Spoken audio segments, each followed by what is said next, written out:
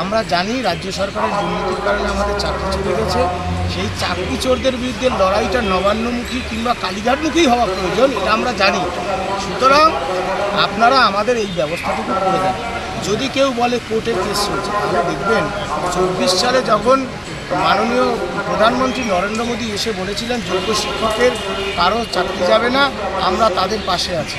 সেই সময় ভোট ছিল, সেই সময় কোর্টে মামলা চলছিল। সুতরাং for the people, by the people, of the পিপলের সরকার যদি হয়, 140 কোটি দেশের মাননীয় প্রধানমন্ত্রী কাছে বা রাষ্ট্রপতির কাছে যে আমাদের দুঃখ দুর্দশার কথা, এই অবস্থায় যেই সময় একেবারে আমরা শেষ হয়ে যাচ্ছি, সেই সময় যদি আমরা তুলে ধরতে না পারি, তাহলে এটা অত্যন্ত পরিতাপের বিষয়। আমরা চেষ্টা করছি। এই চিঠিটা কবে করেছিল? এই চিঠি বিজেপির সমস্ত নেতৃত্বকে করা আছে, এমনকি স্বয়ং মুখ্যমন্ত্রী, তার চিফ সেক্রেটারি এবং তার মুখ্যমন্ত্রী দপ্তরে আমরা গতকাল চিঠি করেছি, আপনারা জানেন।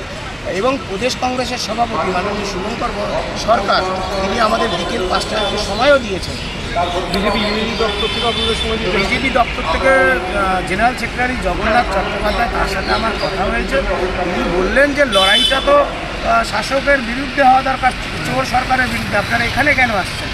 আমাদের বিনয়ের সাথে প্রশ্ন ছিল যে আপনারা যে প্রধান বিরোধী দল, আপনারা যদি আমাদের পাশে না থাকেন, এই যে রাজনৈতিক ন্যারেটিভ যারা তৈরি করছে তাদের ছেড়ে দিন। যদি কোনো নকশাল, যদি কোনো এসিউসিআই, আমাদের কোনো অন্ধভক্তি তৃণমূলেরও নেই, অন্ধ বিরোধিতা বিজেপিরও নেই।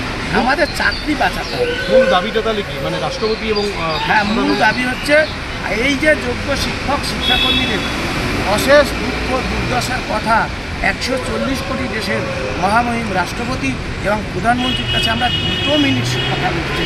এই ব্যবস্থা আপনার মাধ্যমে, মিডিয়ার মাধ্যমে সমাজের সব অংশের মানুষকে আমরা বলতে চাই, আমাদের একটি ব্যবস্থা